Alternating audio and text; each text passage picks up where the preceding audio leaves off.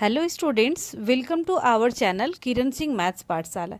In previous video, we had completed value-based questions of chapter 4, direct and inverse variation. Today we will do BT questions. At first we will do BT 1 number A. Our question is tick the correct option.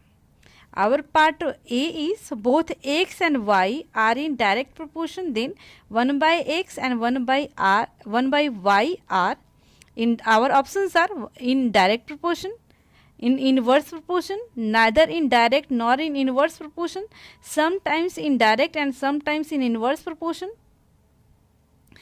Correct answer will be if x and y both are in direct proportion, therefore 1 by x and 1 by y will also in direct proportion.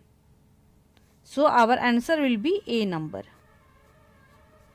Our B number question is, if two quantities x and y vary inversely with each other, then x by y remains constant, x minus y remains constant, x plus y remains constant, x into y remains constant. In introduction part of inverse variation, I had told you that in case of inverse variation, the product will always equal to constant. Product means if x and y are two quantities, then their product, it means x into y equal to k. Now this condition will be fulfilled. So our correct answer will be x into y will remains constant. Our C number question is, both P and Q vary directly with each other when P is 10 and Q is 15. Which of the following is not a possible pair of corresponding values of P and Q? We will at first we will find the values, then we will get the answer. In the case of direct variation, we know that the ratio will always equal to constant.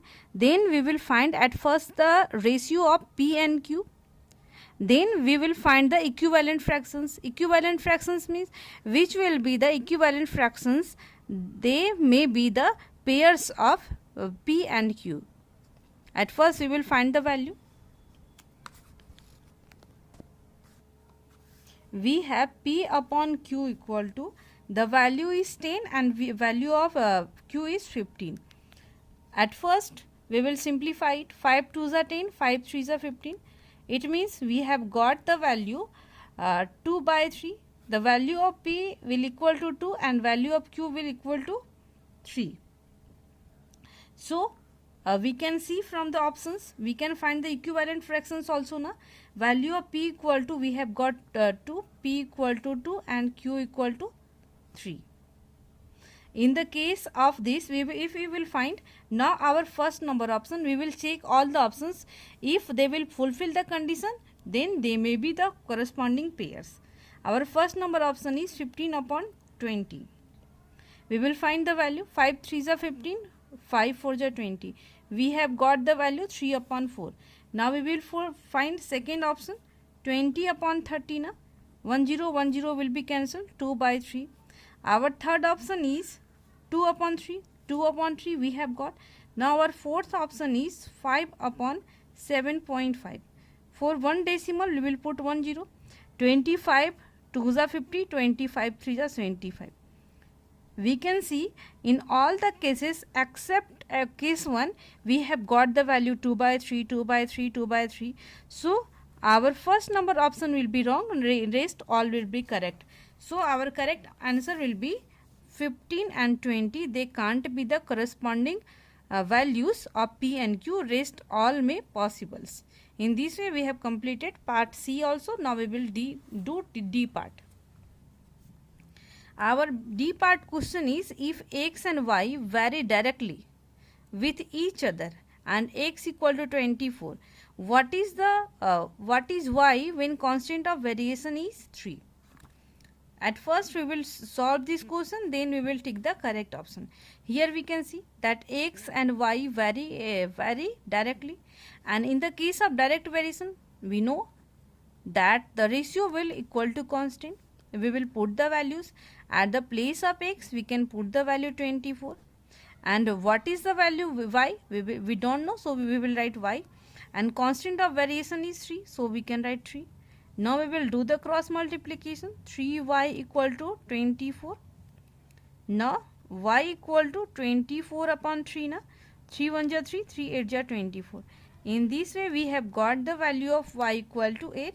So our correct answer will be third number. Now we will do our E number question. Our E part is, which of the following quantities may vary inversely with each other? Distance traveled and cab fare. In inverse variation, we know that in the case of inverse variation, if one quantity will increase, then another will decrease, and vice versa.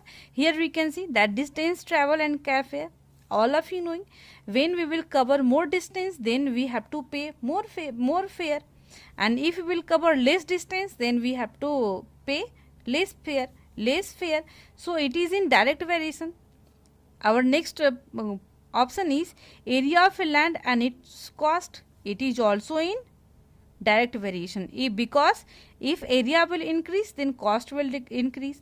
If area will decrease, then cost will also decrease. Our third part is number of workers and amount of work done.